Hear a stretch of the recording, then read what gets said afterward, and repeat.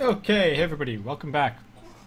So this is one of our quarterfinal matchups. This is out of Tangos against Glorious European Dota, so that's GED. On the brackets, it's OOT versus Tux, but in game they prefer to be called Glorious European Dota.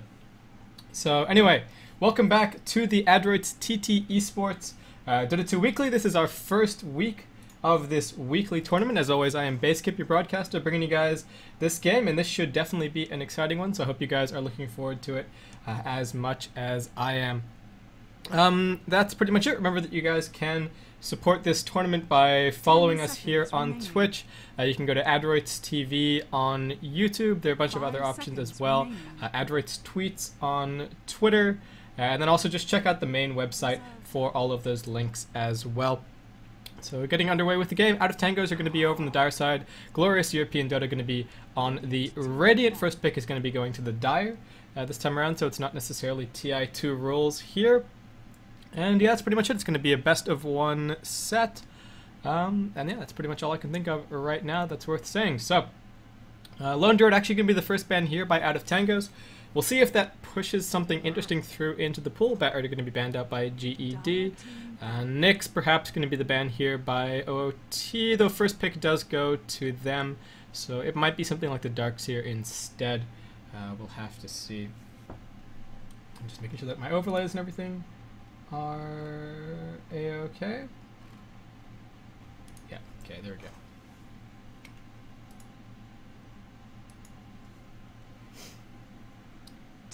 So, out of Tangos, how does this work out? There's still a Darkseer in the pool, there's still a Keeper of Light in the pool, there's still a Nyx in the pool, and there's actually a Wisp in the pool, and we did see GED running Wisp the last game, so Wisp is actually going to be the choice here. This is going to push something interesting through.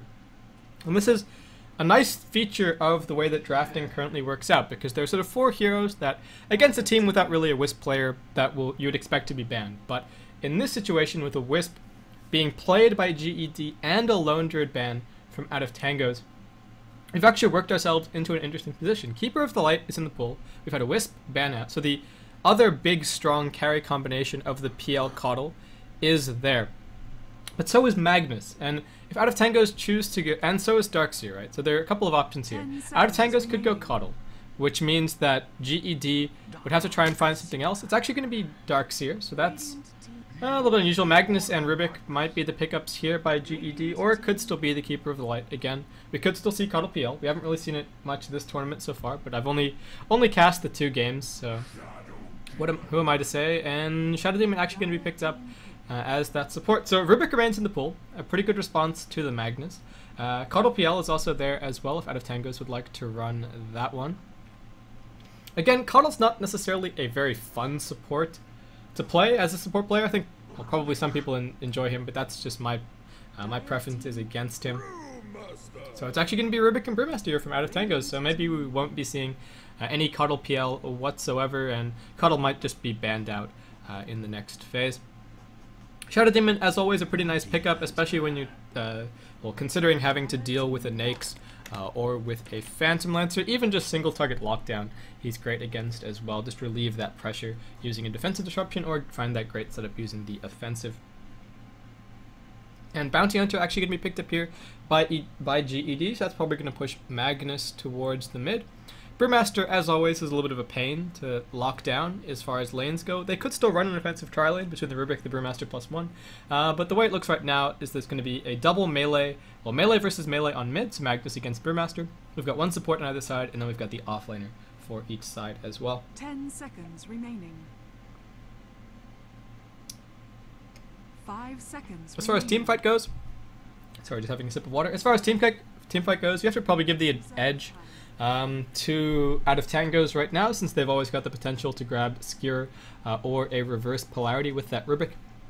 And between the Brewmaster and the Darkseer, they're already looking pretty strong. Sorry about this. I'm gonna have to pour myself a glass of water as I talk. So now getting into the next set of bans. It's probably going to be, well, okay, both teams are looking for their carry and a support right now. And Tia actually going to be banned out here by GED. Again, Brewmaster doesn't necessarily have to be on mid, since Darkseer is a pretty good safe lane solo. or even a mid solo if they do choose to try and run an offensive tri-lane. It will depend on what sort of carry GED are going to end up with here, and we're actually having some tri-lane heroes banned out by them right now. So a nice choice, and we might actually see them opt towards maybe something like a Luna to combo with the Shadow Demon. Shadow Demon complements Luna's weaknesses quite well, but she's not actually that great in a defensive tri-lane situation, and that might, if they do want to pick up Luna and it looks like they're going to be offensively tri-laned against, they might be forced into something like a Jakiro, who doesn't necessarily have all that much ganking power as far as supports go, and that would leave them with Shadow Demon and Jakiro, which is iffy as a ganking combo for supports. And if they're going to be running Magnus on mid, and Out of Tangos can get their hands on someone who deals with Magnus quite well on mid, the Magnus is going to have a hard time. GED supports will be locked down because it's a tri-lane versus tri-lane scenario, and then it really just comes down to that off lane. And that's a Bounty Hunter who can win a whole bunch of different lanes. He can win against the Clinks, he can win against a bunch of other strong solos, but again, it comes down to what happens in the rest of this draft. So, Out of Tango is going to choose to ban out the Sven, and they've also banned out the Nags. So 2 good defensive tri-lane carries being removed from the pool. So Out of Tango's maybe still looking at the defensive tri-lane right now. Again, the Brewmaster has that potential to swing a little bit. And okay, what's it going to be? If Out of Tangos are looking for an offensive tri-lane, oh well, okay. Brewmaster's going mid, Luna's probably just going to be heading towards the safe lane with the Rubik. And I mentioned GED as potentially picking up the Luna as their carry, so we'll see what's left in the pool. Nyx has been banned out, Sven's been banned out, there is still a Faceless Void and an Anti-Mage perhaps, and AM wouldn't be a bad pickup in this game. Lone Druid also being banned out by Out of Tango. So a lot of the popular carries at the moment have been taken out of the pool. 10 seconds remaining. And definitely like the Luna pickup. Again, it's great against... Okay, it's great insofar as it shuts down GED's ability to pick it up. And it's just fairly good, especially against someone like a Bounty Hunter. You get a lot of killing potential there. And if he's going to be on the offlane, then he might have trouble. And Out of Tango is definitely going to get some sentries to try and lock him down. Hopefully we'll see some pooled regen. So either see some Observer Wards pulled onto the Bounty Hunter, or pull him a Poor Man's Shield. Both of which will allow him to... Either the Observer Wards will force out the sentries from the other team and buy him some space, or the Poor Man's Shield means that he can just take a few more hits and soak up a little bit more XP. There are arguments to be made either way. I prefer to see the Observer Wards, but that gives you a disadvantage in terms of your overall ward position, since you're effectively just throwing wards away as fodder to buy Bounty Hunter XP, and that leaves you behind in the ward game for pretty much the entire game. So that's the big downside as opposed to the Poor Man's Shield, but a little bit of discussion of that. The Shrek is going to be picked up as the second support for GED right now, so still holding that last carry card quite close to their chest. Out of Tangos right now, just looking for another support. There are plenty of options in the pool, and Sand King is actually going to be taken here. So some nice ganking supports from Out of Tangos right now, and supports then that can look to gank someone like a Magnus, especially with the Brewmaster on a mid. So I definitely like the selection there, though GED with the Leshrac, comboing with the Shadow Demon, have some pretty good ganking potential of their own. So mid lane is going to be a battlefield in this game. Neither hero can really kill the other one. They've both got a lot of harassment between Clap and Shockwave. There's a potential kill going either way at level 6. And so the supports are going to be that big factor, the deciding factor on that mid lane about who wins, not necessarily just in terms of ganks, but also in terms of rune control. Making sure that your supports get to those runes, block them off, try and ensure them for your mid is going to be a really big deal in this matchup, because whoever has the bottle advantage, whoever has the rune advantage, gets the spam advantage, and even if it doesn't necessarily translate into a spam advantage because of bottle crowing, then you're getting the courier advantage, which is minor, but still relatively significant. So we'll see how it all works out. In terms of offlaners, I think I have to give the edge to the Darkseer over the Bounty Hunter, just because he can start off in the jungle for a little while, and pretty much has guaranteed farm with Ion Shell, while Bounty Hunter doesn't really have the same luxury. And GED, fishing for that carry, they're actually going to opt to pick up the Weaver here. So we'll get into the game. Hopefully I won't mangle anyone's names too much, and then looking forward to some very exciting Dota. And I'm just going to remember to use my transitions and all that. I haven't set up all my keybinds properly, so if you see the toolbar pop up, that's more or less why. And just waiting for Out of Tangos to pick up their heroes right now. Okay, in terms of team fight, I still think you have to give the edge to Out of Tangos. They've actually got a ridiculous combo. So I'll just quickly jump us over. So, welcome back. So, out of Tangos against glorious European Dota. Over on the side of out of Tangos, we've got Maglev Gank Train playing the Luna, so I guess we'll just call him Mag. Sefstyle on the Rubik. Frigolite is going to be on the Sand King. Saiso is going to be on the Brewmaster, and Floxplox is going to be on the Darkseer. Over on the side of GED, we're going to have Mantux on the Bounty Hunter. If you're looking for these guys in the bracket, so they are Tux. But GED in game. Rhyme is going to be on the Magnus. Clays is going to be on the Weaver. We're going to have Creatreat or Creatret or Create T. No, that's not it. But anyway, he's going to be playing Leshrac, and Ezalor is going to be playing Shadow Demon. So I guess I'll try and call him Shadow Demon as best I can. We don't actually have a Coddle in this game, so it's not all that confusing. We've got a Ward down to attempt to block the camp right now. So nicely played there by GED. They're actually going to force out at least one sentry on this camp right now, which means that Mantux should be able to find a reasonable level of farm. And while I did mention pooling something on him, just bringing the 5 heroes up and placing that one ward down is enough to give him a little bit of a head start up on this lane. So we've got some sentries up on the Sand King. They'll look for the D-ward. As soon as they realize that the camp is blocked, there's a fairly easy D-ward spot right here that completely covers the entire spawn box of this camp, so that's about it. We've got the line drawn. GED looking for the gank on mid to start things off, but Frigolite actually finds himself an Invis rune, making his way towards mid as well. He's going to be able to keep the Magnus away, but Ezalor and the Leshrac waiting here right now. Oh, this is tense. Oh, who's going to go for the gank first? Brewmaster's already here on mid. We've got some ping spam going out. Were they spotted? Oh, Frigolite heads up. He spots out the Leshrac. He spots out the Shadow Demon. Brewmaster trying to make his escape. Needs to get out of range of that disruption, but looks like he's going to be fine. And the Burrow Strike considered gone for the clap as well. Just putting some damage down on the Leshrac. Can't really find a kill right now. And unfortunately, Frigolite needs to get back to top lane as quickly as he can, since he's actually got the sentry wards right now. So they can't get that pull unblocked. And Mantux having a fun time over here. He's actually out of vision right now, as you can see. So just soaking up a little bit of XP. There are a couple of spots where he can look to soak XP. That's one of them. This is another. In here is another. Over here is another. And then all the way around here is one more. So there are plenty of spots for him to try and soak up XP. And hopefully Luna will be diligent with the denies. Is doing so right now. The one big thing about melee offlaners, which is nice, is that a melee hero, when in range of a deny, suffers less of an XP penalty than a ranged hero, which is a change that was made quite a while ago to help out melee heroes as far as the laning phase goes.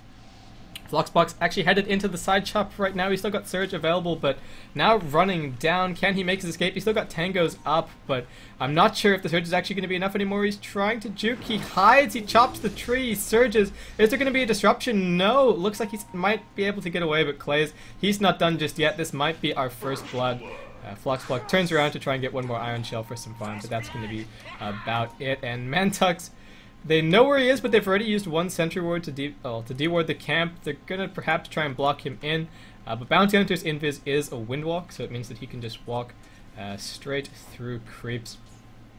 And the big deal with the windwalk as well is it's got backstab damage coming out of it, so that's how you can identify a windwalk versus an invisibility. And there's slightly different mechanics in Dota 1, but yeah, you can't really block him in the trees. They haven't invested their second sentry ward just yet. They do now throw it down. But Mantux should just be able to hide out of range of that for about 3 minutes. He actually walks back in range right now. The lift up into the air, thrown back as well. And now the Burrow Strike in over the top. Can he invis in time? Not quickly enough. Mag finds himself a kill. So a kill going on the offlane, on both offlane heroes right now. And we've actually got Floxplox making his way down towards bot. A little bit of action considered on mid right now. We've got a smoke gank from the Shadow Demon and from the Leshrac. And we're going to have a very quick pause right now from Clays. So, just waiting around. So the pull is now being unblocked from out of Tangos. This is a really nice spot. If you put it too far in here, I can't draw while it's paused, but if you put it too far in the corner over here, it can potentially block the camp. But 9 times out of 10, unless you're going for that specifically, you do just get yourself a nice D-ward spot, which catches all of the wards over here. It catches this ward down here, and basically just means that you can D-ward this entire camp, which is really nice compared to the Radiant, where there's the potential for wards to be in a huge spawn box and like all the way down here as well. So it typically takes 2 sentries to deal with that. And okay, what the? Okay, so they got to skewer. Missed that kill. They got to skewer back. I think that's why Brewmaster ended up all the way over here, and then they probably got the disruption to open, skewered him back up onto the high ground into a stun, into a fairly easy pickoff. So the supports exerting their control over mid lane right now, though GED maybe falling behind a little bit as far as XP goes since they aren't running any pulls right now. So Saiso makes his way back towards mid. Both of our mid heroes do have bottles up.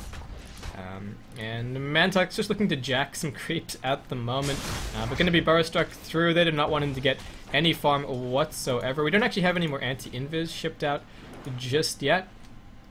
I don't believe this ward blocks the camp. It does not. It's just providing a little bit of sight right now for Flox blocks, so he can just try and stay in 1200 XP range, soak up as best he can. Mantuk's down at level 2, so Floxplox doing a little bit better as far as that offlane comparison goes, at least in terms of levels.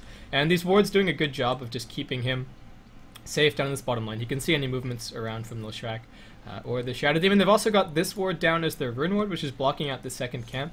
So it means this actually cuts GED's pull potential in half, because I'll just check in on mid, see what's happening. We've got some pings going out, but I'll finish that thought.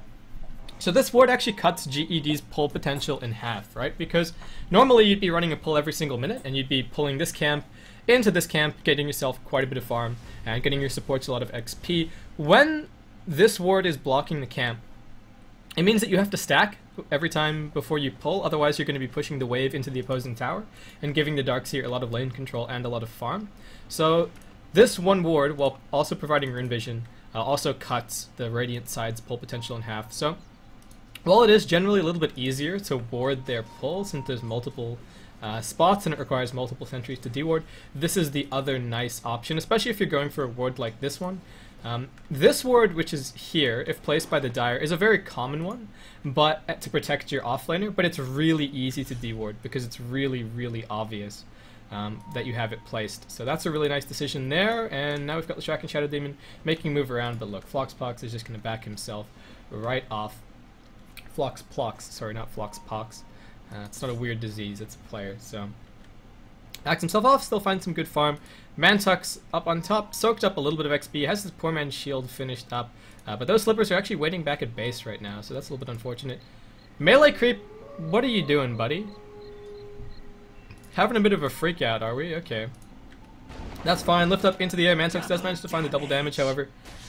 And now chasing down, we've also got Magnus moving into position. He doesn't actually have any mana, and Frigolit's coming in as well, so Seth's going to walk straight past. Nice two-man burrow found there, the Fade Bolt through as well. Not really enough either way to find a kill for each side, though we do have Leshrac moving into position as well. Looks like that's going to be about it. While those supports are away, it does mean that Darkseer can play up a little bit more and put the pressure on this Weaver. This is the other big obnoxious thing about the Darkseer and what makes him the pretty much the most powerful offlaner in the game right now. Not only does he find farm, and he finds XP, and he has a great escape, he also makes life hell for the opposing carry. Clay's is right now behind by 13 last hits, and that's a pretty significant number, especially when we're only 7 minutes into the game. Clay's isn't done, however, he might be able to find a kill on Floxbox, barring a couple of lucky blocks here. Flox trying to juke, find some damage on Clay. He's going to pop off a time lapse, and a nice kill picked up there in a 1v1 scenario. So nicely played there by the Weaver, and that does make the farm difference a little bit irrelevant, so well played by him. Rhyme on mid, now to level 7. The same story for the Brewmaster. Pretty even as far as farm goes. Rhyme did make a run up towards top after that Rubik, so he's a little bit behind in terms of CS, but not really a big deal. Supports smoked in around on mid, and we've got a ward being pinged out right now by Out of Tangos. They've actually got boots up on both the supports, so probably looking for some ganks pretty soon, but we've actually got all of the Radiant supports moving into position right now. Panda, fortunately, all the way back behind his tower, but they're actually going to go perhaps back behind the tier 1. Seth comes in. Oh, there's 4 heroes waiting for him. There's the Janata hit available, and those smoked supports getting into position fairly quickly. The boots up on the Rubik, getting him out of range right now, and looks like that might be enough to keep him alive. Ezreal unfortunately didn't manage to shop his boots before going for that gank, and he was the much needed initiation, so a little bit lucky there for the Rubik. Up on top, Mantux in trouble, the sentry ward drops, and so does he. Maglev finds himself that one. Fortification's going to pop on mid. I think that sentry ward is actually in range of the tower's true sight, since true sight range for a tower is actually 100 more. And I can probably draw it. It's about 100 more than its attack range. So if its attack range is indicated by, I forget what the indicator is for this top tower's attack range, but yeah, I think that's in true sight range right now. Perhaps, yeah, it is in true sight range, and it's actually in attack range as well. For anyone who didn't know, there are actually some really handy indicators of tower range scattered around the map. And it looks like we've got a gank coming up, so I'll see if I can finish this thought before that one happens. Perhaps not. They get a disruption up on the SK. Fortunately, it's not Luna. Frigolite looking for a bar strike, does actually connect it there, and bouncing Leshrac as well, using the telekinesis. Leshrac may be in trouble, but Frigolite running off to the side, and the shuriken toss as well. He is long gone. And Clays makes his way up at the same time. This scouting melee creep, still not sure what the hell is going on with him. But anyway. So, Brewmaster running up and around. Mag is here as well. He's actually opted for a Hand of Midas on his Luna in this game. So, a little bit interesting to see. I'll leave it on Lasted Sinai's at least for a little bit longer. And then after that, we will, I'll switch it over to net worth to try and give you guys an idea there. This creep is actually not really being all that helpful. He's not really providing any vision, so that's not necessarily all that broken. We've got a Radiant Ward down right now, spotting at Mag, but we've actually got Brewmaster waiting here with his ultimate ready, so Mantux is going to go forward. Please hit this creep. Yeah, they actually spot the creep. Leshrac knows about it. They know someone's in there. The creep's now going to be de-aggroed. And is he going to chase out? Yep, so finally the mysterious case of the creep is going to be solved with its death. Mag just off to the side doing a little bit of farming. Nice thing about the Luna as well that she can jungle, especially with just some tranquil boots picked up. And these supports actually spending a lot of time up on top. They've committed a lot. They need to find this gank. Ezreal may be in trouble. The Burrow Strike not going to be used by Frigolite. Seth still trying to find his level 6 right now, along with the Sand King. And Rubik takes a track to the face. How he wishes that he had level 6 at that moment to steal it and turn it back around. Support's still looking for this gank, leaving these lanes to be dealt with 1v1 at the moment. Looks like Brewmaster's going to be forced all the way back. And Rhyme down on bot, almost with the reverse polarity up. Clay is on mid, just by virtue of range versus melee being able to drive the Brewmaster back. Looks like we had a disruption going out on Seth style, but actually surviving for now. More TP support coming in from Rhyme. Doesn't actually have his Blink Dagger up just yet, but he's got 3 points up in the skewer and the reverse polarity ready. Frigolite now tracked. Mag is actually a little bit too far away to do anything. These supports need TP support now. They're being wrapped around on, both tracked up. There might not be any escape. Brewmaster, do you have a TP? It's on cooldown. This is big trouble. Seth not going to be soul catching up, trying to make his retreat. Reverse polarity only on Frigolite. Ezreal up in the trees. And Leshrac's just chasing through with that track bonus move speed. Seth trying to make his escape, but Mantux chopped to the trees. Mag comes in, nice eclipse. Seth being chased down. Mantux now being forced back a little bit by the gank train of Maglev, and a Lucent Beam does actually pop him. We've got Clays coming in from the side. He wants this track kill. He's going to find it. Killing spree for him, and now Mag trying to retreat back to the safety of the tower. We're going to have TP support coming in from Frigolite. Bar Strike doesn't actually connect. Clays was hidden in the Shikuchi there, and Brewmaster now finally joins the fight. Will be enough to chase the Weaver away. And all the while, Fluxpluxx finds some farm down on bot and finds a tier 1 tower as well. So not a bad exchange overall, in fact, for OOT there. Having a quick check-in, we'll switch over to net worth. We'll have a quick check-in on the graph. So it's about a 4k XP lead at the moment for the Dire side and a 3k gold lead as well. On mid, we've got some trouble. The Brewmaster ultimate is going to pop. Rhyme trying to skewer himself away, but Seth's actually going to be able to get the lift up in the air. Does Frigolite have a Burrow Strike? Not just yet, so Clays looks like he might be able to survive. Not sure what the Pandas were doing at that time. Might have been able to find a stun, but Clays actually comes back in. We've got a backstab from the Storm Panda. The Fable finds that kill, and now we've actually got a Split Earth missing. Frigolite also misses the Burrow Strike. So a little bit of a comedy of errors right now. Seth comes back in. He's got one more telekinesis up into the air. The skewer's still on cooldown for now. Rhyme drops low, pops his stick charges to try and survive. In comes Ezreal. Frigolite still wants this kill, but looks like everyone else is backing off. Patience there, and now Frigolite going to be killed off by Mantux. No track kill. Now throwing the track kill out. Well, now throwing the track out on the Brewmaster. The track does drop. Fadebolt and a clap finding that one. And nicely fought by both sides, but OOT coming out a little bit on top with a 2-for-1 exchange. And Fluxblock still finding some great farm down on bot, while the other offlaner has been a little bit occupied. He did find 1 kill, but unfortunately didn't find that track kill. So it was just the gold going his way and the assist gold for his allies. Down on level 7, and again, Darkseer hasn't really been participating all that much so far, so has a little bit of an XP lead on the Bounty Hunter and a gold lead. But Bounty Hunter is doing the right thing, looking for ganks as opposed to just farming, making as much use of that track as he possibly can. And on mid, just some Brewmaster Illusions going for a little bit of farm.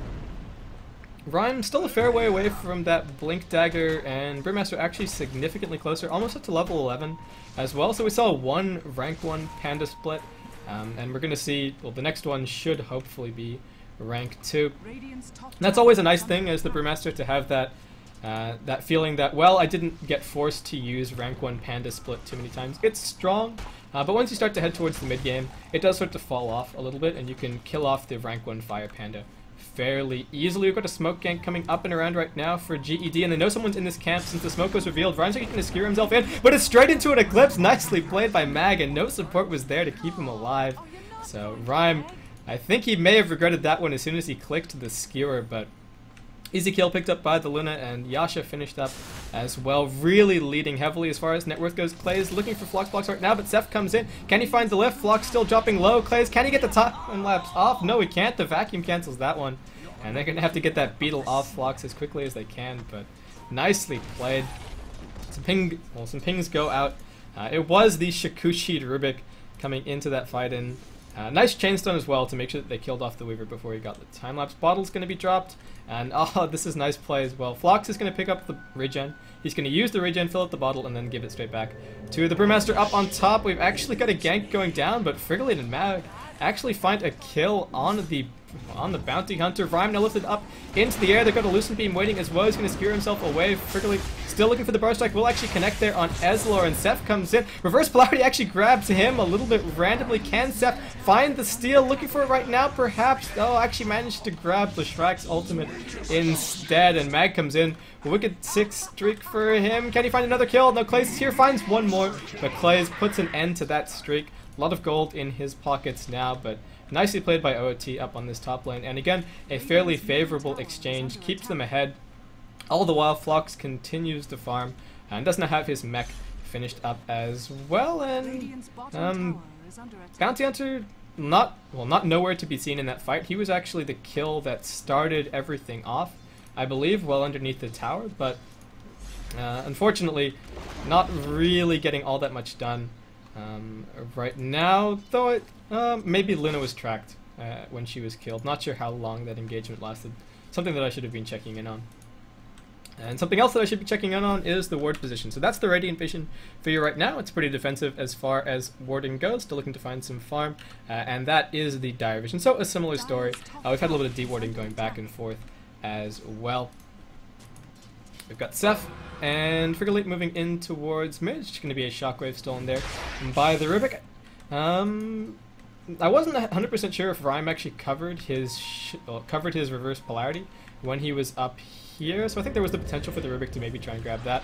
Flox is going to be able to vacuum the Leshrac up onto the high ground. Manchucks walking around. There's still a Radiant Sentry Ward down right now, and Seth now in trouble. Tracked, Disruption, Soul Catcher, Skewer up onto the high ground. Insult to injury, and nicely played there by GED. They're not done just yet. Flox trying to switch himself away. He's got 2 points up in that one, but actually opting to go down instead of up. Can Leshrac connect the stun before we get the cooldown in time? Is there going to be a track? There is going to be a stun. Flux now in big trouble, and Rhyme going to have the reverse polarity up in just a second. Looking for the body block. Flux jukes. He pops the mech. He jukes again. He vacuums, but a couple of right clicks is going to be enough to pick up that easy peasy kill. And track gold going the way of all of those heroes as well, I believe. So, Brewmaster makes his way down towards bot. He's got his Blink Dagger finished up. So the two big mid ultimates available for both sides at the moment. Frigolite making his way towards that second point in the ult. Clay is not doing fantastically as far as farm goes. Hasn't actually finished up his Lincoln Sphere just yet, though he has been quite active with 4 kills picked up. And again, he was against the Darkseer as opposed to the Bounty Hunter. So that off-lane comparison does come into play a little bit. Seth Style, he's just got some wards right now. Mag almost has his Manta finished up. We've got some pings going out on the small camp right now. And Brewmaster just farming a little bit on bot. Clays is in trouble. He's been surrounded by 3. The sentry ward goes down as well. Can they find this kill? No, this is the time lapse trying to run away right now. Using the Sakuchi, but Seth gives chase. Is he going to be able to drop the sentry ward correctly? We've got one more mini stun from the Lucent Beam, but Clay's actually dragged out of that one, well, out of that Chikuchi a little bit early, and he's actually going to drop. Not sure what he did to cancel that Chikuchi, but was sort of the end of him there. And it is a max rank Chikuchi as well. Mantex going to be lifted up into the air on mid. Don't think they have any anti-invis left, and the nice defensive disruption keeping Mantex alive for now, but actually a double kill picked up. The sandstorm damage and the vacuum enough to find that one. Leshrac does find a stun on Seth, but we're just going to rampage down mid for OOT right now. We've got a stun off to the side, but Leshrac actually in trouble. He's going to drop. Shadow Demon drops at the same time. Frigolite finding that kill, and OOT find a 4-0 wipe in their favor. Should be a tower coming up soon as well. And just great overall play. They've still got the Brewmaster ultimate up as well. No fortification available for GED. And Seth Style really, really rich after that engagement, and making great use of the Shikuchi as well. Gives him that extra level of mobility, which Rubik does now really lack after his move speed got nerfed by 15 points. So he's now got a Blink Dagger finish up on Frigolite as well. He's almost level 11 at the same time. Tier 2 on mid is gone. There's still 2 Tier 2s remaining for GED. We've got some pings going out on the Roshan pit right now. Both teams do have vision there at the moment, and we'll see how quick it's going to be for OOT. The Luna Aura should speed it up at least a little bit, so this should be fine. They've still got the mech, but GED moving to position. Clay is just trying to find that last little bit of farm. Still doesn't have his Lincolns just yet. And does Rhyme have his reverse polarity blink? Yes, he does. Oh, everyone's grouped up. This could be disastrous. Can he find the polarity? He finds it on 2. Can Rubik get the steal? He grabs it. He goes back in. He gets the reverse polarity. Hits on 3 now through clips in over the top. The epicenter as well. Ezreal tries to make his escape with the vacuum as well. This is going to be a huge wipe, and the GG going to be called. Nicely played by OOT. What a team fight for them. And what a steal by Steph Style. Well, Steph Style, not Steph Style. Steph Style. I'll get his name right after the GG. So, nicely played. I'll wait around for the final score screen for the sake of the VODs. But what a game. So OOT, this is just a best of 1. This is our quarterfinal matchup. They're going to advance, and I can confirm their... Well, here, I'll just double click onto someone, and then I'll confirm their opponents for the next round. That'll be the winner of Doxy versus T_J. And Shadow Demon asking if they want to play a best of 3. The rules are that it's just best of 1 until the final, I believe. It's a little bit broken on Binary Beast right now. All the titles say that it's BO3, but it's actually, yeah, it's actually BO1 all the way through to the final. So Binary Beast is just freaking out a little bit there. And Ezreal claiming that OOT are against fun. So. Anyway, I guess what's the summary? What's the takeaway from this game?